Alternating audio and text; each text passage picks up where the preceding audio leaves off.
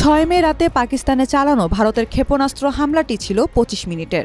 7 মে ভারতের পররাষ্ট্র মন্ত্রণালয়ের পক্ষ থেকে আয়োজিত এক প্রেস ব্রিফিংয়ে পররাষ্ট্র সচিব বিক্রম মিশ্রি এই হামলার বিস্তারিত তুলে ধরেন। এ সময় তিনি এ তথ্য জানান।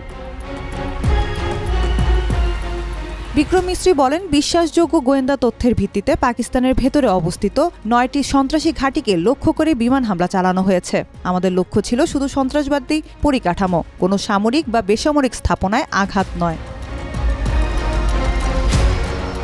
ভারতের স্থানীয় সময় গত 6 মে দিবাগত রাত 1:05 থেকে 1:30 পর্যন্ত চলে এই হামলা, অর্থাৎ মাত্র 25 মিনিটে টার্গেট নির্ভুলভাবে ধ্বংস করা হয়েছে বলে দাবি মিশ্রির। তিনি জানান, এই হামলায় অন্তত 24 ক্ষেপণাস্ত্র ছুড়েছে ভারত, যেখানে কমপক্ষে 70 জন নিহত হয়েছেন। তবে পাকিস্তানের সামরিক বাহিনী বলেছে, ভারতের হামলায় 26 জনের প্রাণহানি ঘটেছে। নিহতদের মধ্যে শিশুও ছিল। দিল্লিতে আয়োজিত ব্রিফিংয়ে বিক্রম মিশ্রির সঙ্গে উপস্থিত ছিলেন ভারতীয় সেনাবাহিনীর কর্নেল সোফিয়া কোরেশি ও বিমান বাহিনীর উইং কমান্ডার ভৌমিকা সিং।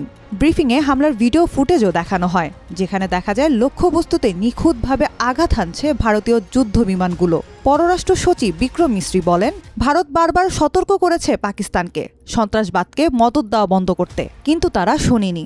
এবার আমরা দেখিয়ে দিলাম, ভারতের নিরাপত্তা প্রশ্নে আমরা কোনো আপোষ করব না।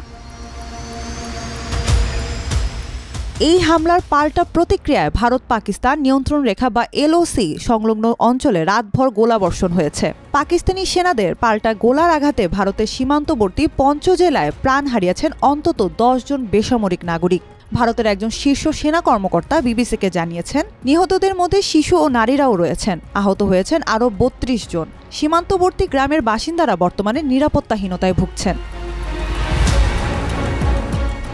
প্রত্যক্ষদর্শীদের বরাত দিয়ে ভারতীয় গণমাধ্যম জানায়, এই হামলায় বেশ কয়েকটি ঘরবাড়ি এবং স্কুল ভবনও ক্ষতিগ্রস্ত হয়েছে।